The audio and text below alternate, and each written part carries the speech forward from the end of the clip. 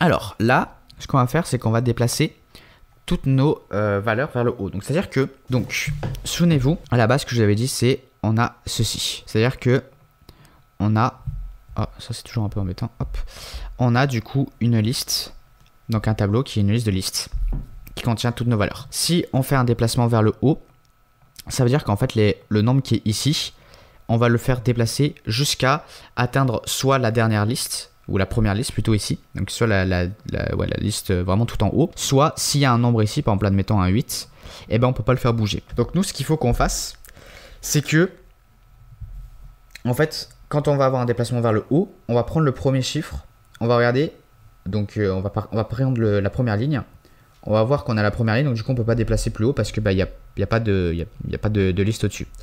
Ensuite ce qu'on va faire, c'est qu'on va prendre la deuxième liste ici, on va faire ok, est-ce que lui on peut le déplacer? Alors admettons, on va dire que là, on peut le déplacer parce que la liste ici, il n'y a rien. Donc on fait ok, lui on peut le déplacer. Du coup, on va le faire monter. On va le faire monter, on va le mettre ici.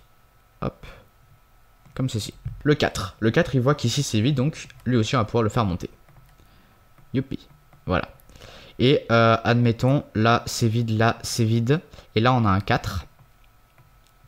Donc ça veut dire que bah, le 4 ici, on va le faire monter là. Ensuite on va le faire monter là. Et ensuite on va le faire monter là parce qu'on peut le faire fusionner. Oula, ça c'était un 8 malade. Et le 4 ici, on peut bien évidemment l'enlever.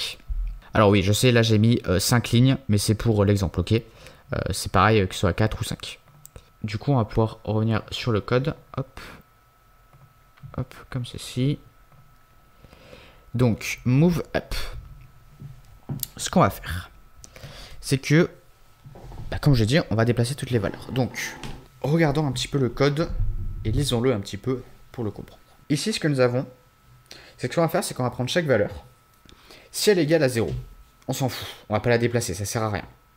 Si elle n'est pas égale à, donc, si elle est égale à 0, en fait, on continue. Donc, ça veut dire que, en gros, on arrête l'itération actuelle et on passe à l'itération suivante. Et on regarde pas le code qui est ici. Si c'est pas égal à 0, bah, on passe pas à l'itération suivante, on va continuer le code qui est là. Ce qu'on va faire, c'est que on va récupérer la valeur actuelle et la ligne actuelle. Et tant que cette ligne actuelle, elle est supérieure à 0 et que la ligne d'au-dessus, donc la ligne d'au-dessus, c'est, voilà, je vais faire le tableau, hop, donc la ligne d'au-dessus, ah oui, il va m'embêter un petit peu copilote, mais c'est pas grave. Donc la ligne d'au-dessus, attendez, hop, je vous affiche le truc, voilà, hop. Voilà, je vais mettre des valeurs au hasard. Hop, je m'en fiche. 2, 0, 4. Allez hop. 0, 4, 2, 16. Voilà. 0, 32, 32, 32. Voilà. Ok. Donc, là, donc quand je vous dis on déplace vers la ligne du haut, c'est en fait, vous voyez, on est pas, admettons on est ici, on va déplacer ici, ok. Donc c'est ça que ça veut dire, c'est qu'en fait on déplace vers le haut, mais du coup on passe en termes d'index en fait à la liste d'avant.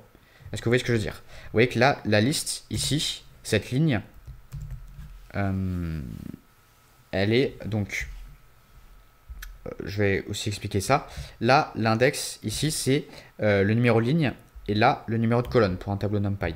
Donc là, et l'index c'est pareil, c'est-à-dire que ici, on est à la ligne 0. Donc ligne 0, colonne 0. Ok. Donc si admettons, par exemple, on est ici, donc c'est-à-dire la ligne 2, et ben si je veux faire monter, il faut que je passe à la ligne 1. Donc c'est-à-dire la ligne d'avant.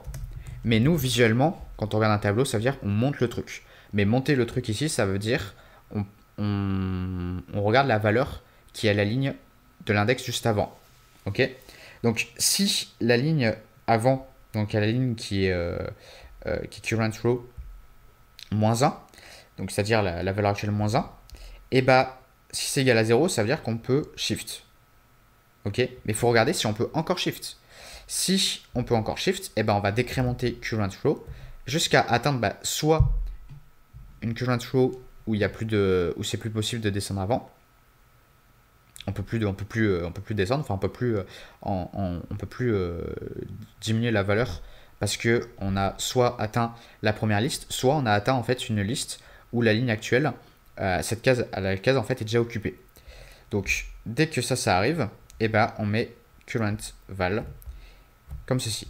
Et la valeur où on l'a prise en fait, donc la ligne où on l'a prise, et ben on va changer cette valeur, on va la mettre à 0, tout simplement parce que on a déplacé la valeur. Vous voyez, donc celle-là, et ici ça veut dire que on va la mettre à 0, et là on va la mettre à 4. Donc si je réexécute l'algorithme, hop, donc là admettons on est ici, ok, donc current row va être égal du coup à 2. Donc current row, est-ce que c'est bien supérieur à 0? Oui. Est-ce que current row moins 1, donc c'est-à-dire 1 à la ligne voilà à la ligne 1 colonne 0, c'est bien égal à 0? Oui. Donc on va décrémenter current row, donc ça va être égal à 1. Est-ce que current row va être égal bien supérieur à 0? Oui. Et est-ce que current row moins 1, donc c'est-à-dire c'est-à-dire à la ligne 0, est-ce que c'est bien égal à 0 à la ligne 0 colonne 0? Oui.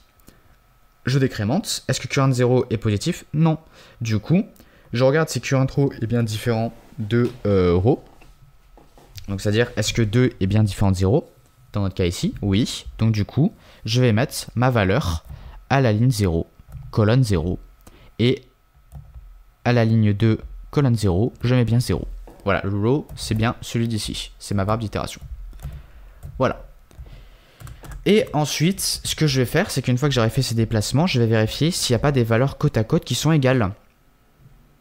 Donc, pareil, ce que je vais faire, c'est que je vais itérer à travers mes valeurs. Donc là ensuite, ce que je vais faire, c'est que je vais avoir un tableau en fait qui va m'indiquer s'il n'y a pas eu déjà des merges auparavant. Parce qu'en fait, on ne peut pas faire deux merges d'affilée. Vous voyez ce que je veux dire? C'est-à-dire que si vous fusionnez un 4 et un 4, et que vous avez un 8, et qu'à côté, du coup, vous avez un 8, vous ne pouvez pas faire un 8 et un 8 en plus en même temps. Il faudra refaire une translation. Donc c'est ça que ça va me faire, c'est que ça va mettre un tableau de booléens. Donc tout ça false à la base qui me dit, bah là, on n'a pas fusionné. De base, on n'a fait aucune fusion. Ensuite, ce qu'on va faire, c'est qu'on va regarder si on a deux valeurs côte à côte. Donc ça veut dire... ah merde, j'ai supprimé mon tableau, je suis con. Vous voyez, donc, admettons, par exemple, ici, on a 4 et 4. Vous voyez, comme ceci, là, hop, 4 et 4. On va les fusionner. Mais d'abord, il faut vérifier qu'on n'ait pas fait une fusion à ces endroits-là. Si par exemple, ici, on a une fusion, on va pas fusionner. Ok? Si on a une fusion là, on va pas fusionner. Parce qu'il y a déjà eu une fusion. Ok?